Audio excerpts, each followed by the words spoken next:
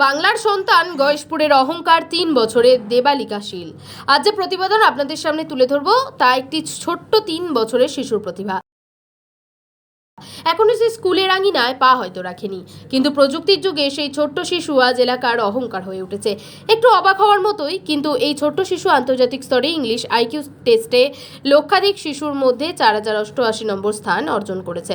গয়েশপুর পৌর অঞ্চলের বাসিন্দা ছোট্ট শিশু দেবালিকা শীল সে ইংরেজিতে বক্তব্য রাখছে। তার বিষয় ছিল ইংলিশ পাবলিক স্পিকার। এটা গয়েশপুরের কাছে গর্বের। পিতা সুদেব শীল, মা তমালিকা মজুমদার। আজ দেবালিকার প্রতিভায় আনন্দে চোখের জল বাঘ মানল না পরিবারের অন্য সদস্যদের। আপনি খুশি? হ্যাঁ, আমি খুব খুশি। কে হয় আপনার? নাতনি, ছেলের ঘরের মেয়ে। আপনি কতটা খুশি? আর ঠাকুর যা করে ঠাকুর খুশি তো অবশ্যই।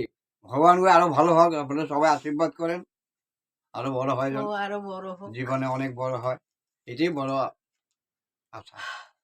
কি আর বলবো, খুশি বলেন খুব আনন্দে আমার এরকম আমার ভিতরে যা আনন্দ হচ্ছে এর জন্যই চোখে জল। এটা আমার সোনা।